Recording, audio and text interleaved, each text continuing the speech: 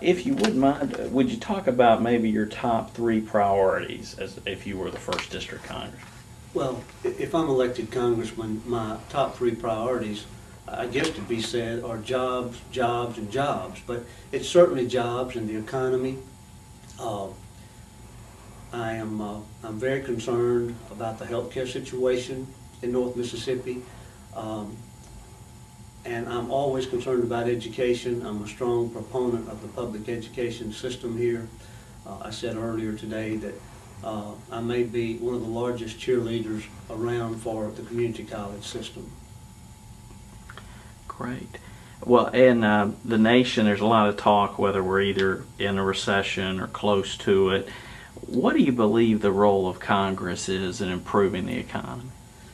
Well, let me say this. I think that Congress has really turned a deaf ear for a long time to a lot of problems that face especially North Mississippians. I think they just either weren't looking or didn't care and watched this country fall into a situation concerning the mortgage crisis, for instance. That is a very real and serious problem. As a matter of fact, just one day last week, I was in Marshall County campaigning, and as you know, there's always a board that has the legal notices on there. It was massive how many foreclosure notices were in there. You literally could not read one without having to move another. And I looked to see if they were current. It wasn't that someone hadn't cleaned it out in a while. They were very current. They've been totally non-responsive to that problem. Congress for so many years seems to have taken an attitude of let's wait till the building's on fire before we get the water hose out. And I don't think that's good. I don't think it's good at all.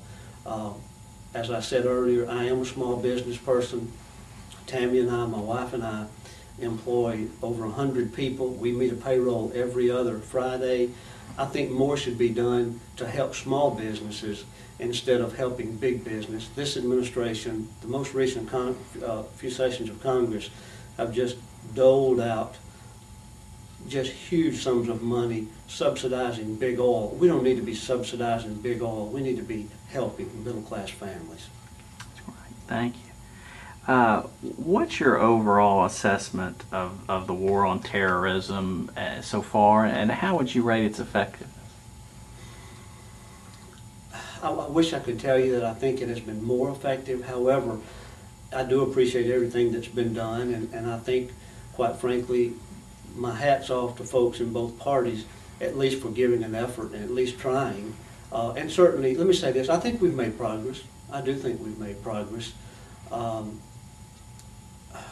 It seems like the Homeland Security, being the Chancery Clerk of Prentiss County and being the County Treasurer and working so closely with the Prentiss County Board of Supervisors, I've seen opportunities to work with Homeland Security Department, state and national. I'm not sure all that money has been spent that wisely, quite frankly. But again, I don't want to be just simply critical of that. I want to be complimentary of the progress that has been made, but more can be done. Right. Thank you very much. And lastly, what should Congress do in response to the rising health care cost? And you hear a lot about people who are uninsured. What can Congress do about that? Well, let me say this. It is a real problem. And just before you entered the room, we had a similar discussion about the wealthy have access to health care. They can afford insurance premium regardless of how high they might become. The very poorest sometimes have access to health care. They may not think it is the best health care, but they do have access to health care through Medicaid or sometimes Medicare. It's the working middle class so often that are forgotten in this. And I've got to be real frank with you. I probably don't have the magic answer or the magic pill that would just solve everything, because if so, I think someone far smarter than me would have already solved that problem. But it's a real problem, and it needs to be addressed.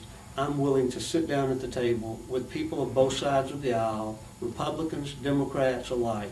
I'm willing to try to make a difference and help North Mississippians have access to health care. Every North Mississippi working class family deserves quality health care, and they deserve access to it.